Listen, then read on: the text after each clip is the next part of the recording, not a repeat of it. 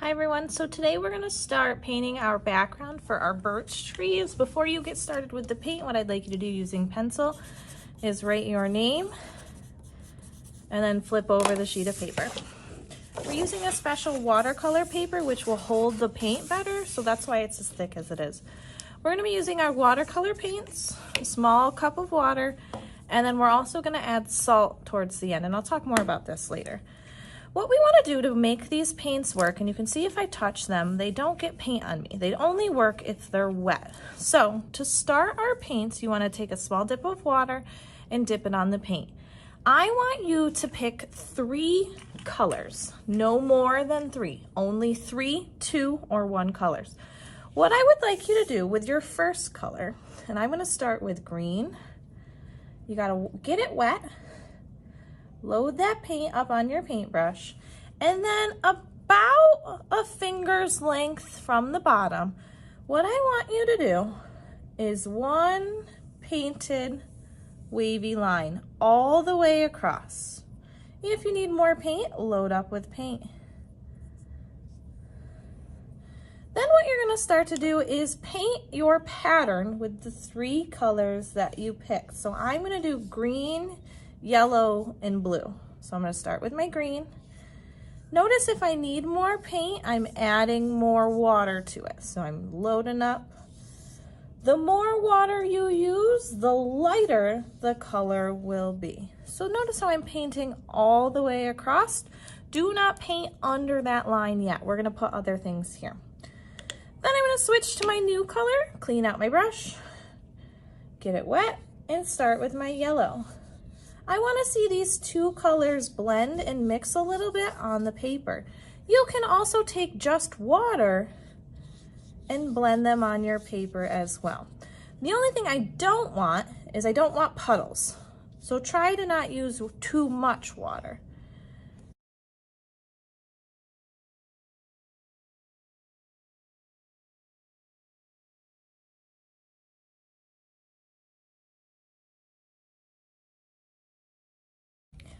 Perfect, so my whole top is filled up. So now I'm just gonna go in with more paint and less water and really try to get some darker spots in my paint and really blend in some more of that color.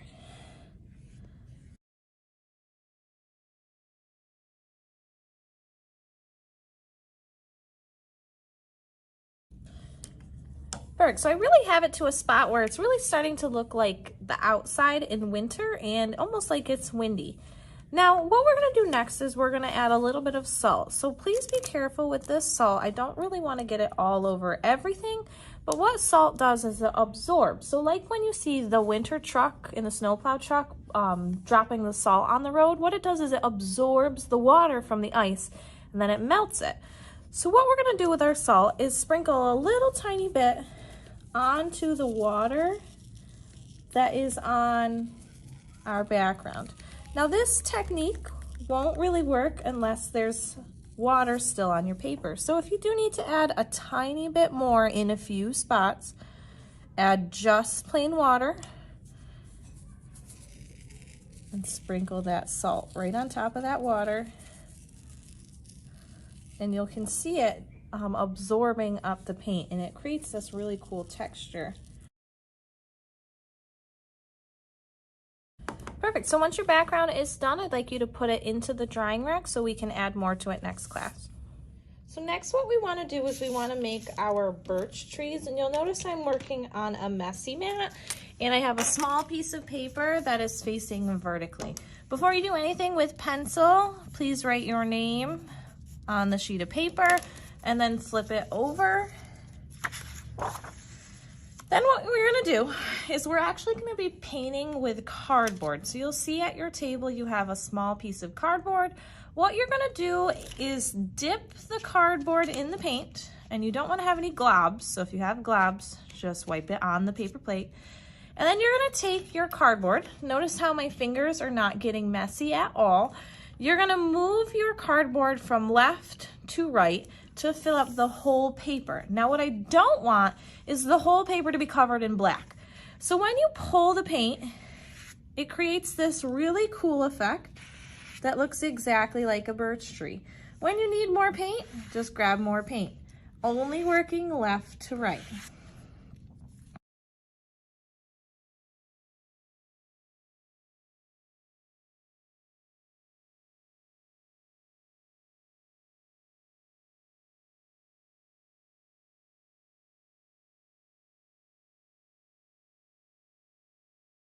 Perfect, so this is exactly what I want. It looks just like a real birch tree.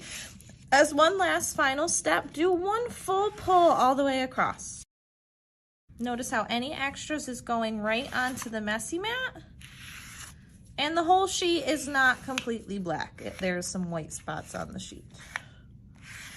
When you're done, this goes in the garbage and your painting of the birch trees goes into the drying rack. Before we add our birch trees, we want to make sure that all the extra salt is brushed off of your page because we need to glue the trees to the actual paper.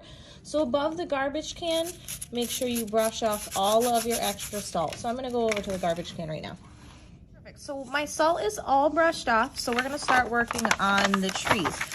If you want to kind of stretch and fold your paper so it's nice and flat, it'll just make it easier to work with.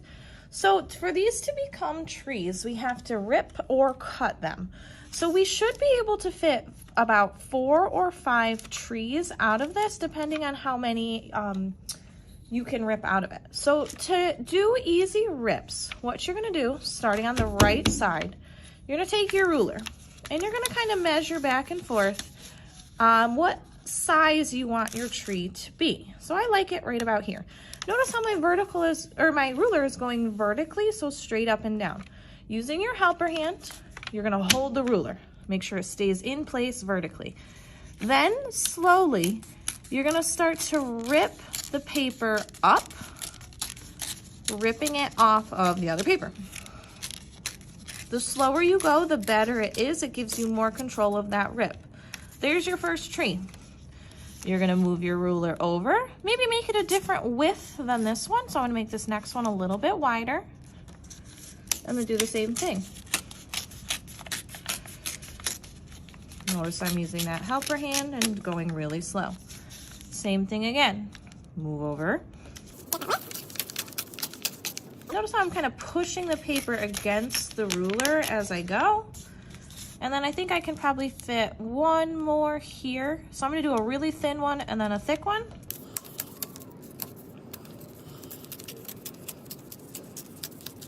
And I actually had a piece rip off. That's completely fine. They're gonna be trees and trees aren't perfect. So you can even use that one as a different length tree. So I've got my 5 different trees here.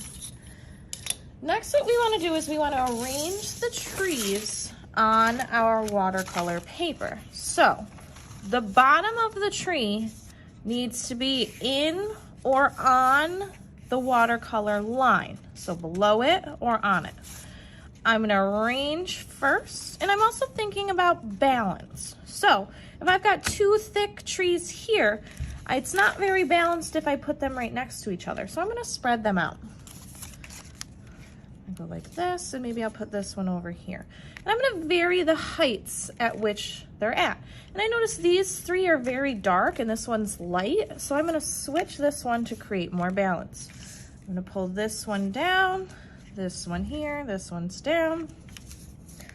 And then this one will go here and here. So you see it's very balanced, up, down, up, down, up, down. And then lights and darks are not right next to each other. You will have some coming off of the top. Don't worry, we're gonna cut that off. Next, what you're gonna do is you're gonna glue your trees in their spots using the glue sticks. So when you're gluing, you can kind of tilt your trees or kind of turn your trees if you really want to, as long as the bottom stays where you put the bottom. With our glue, we're putting the glue on the back of the tree, not on the painting. Okay, put it on the back of the tree. A nice amount of glue is gonna be what you need. I'm gonna flip it over, line it up how I want it, and press it down throughout the whole tree. If you see some edges popping up, just put a little bit more glue and then continue for the rest of your trees.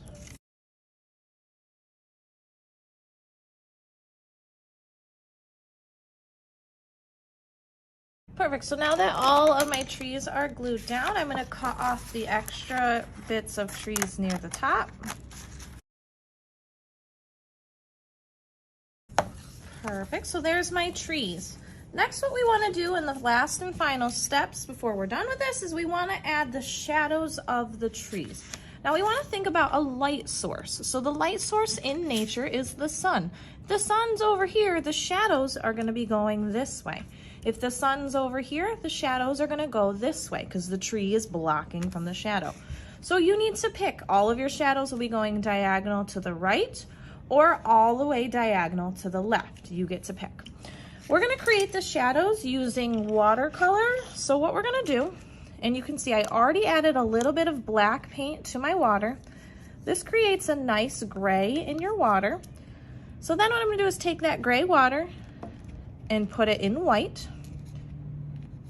And if you notice it's a little too light, just add a little bit more of that water and that black in there.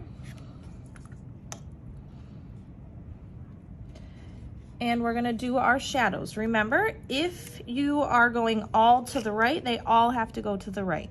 You're gonna start at the base corner of your tree and go down to the right and create that shadow.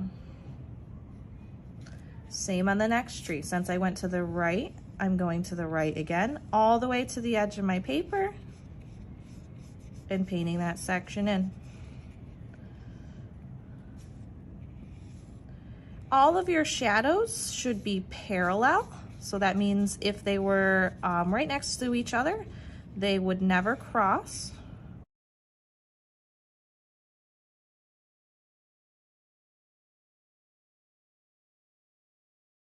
If you want to go back in and add some darker spots in your shadow, you can also do that as well. And if you want to do a tiny bit of black in your shadow near the base of the tree, you can.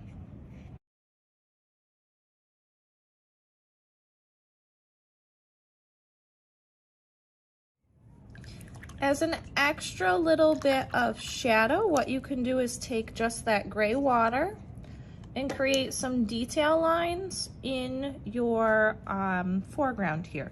So you want to make sure that you don't cross any wet spots that are already on your paper, so those shadows, because if you do, that dark paint is going to go into these detail lines. So I'm just doing some little streaky kind of snow lines to add some value into my snow.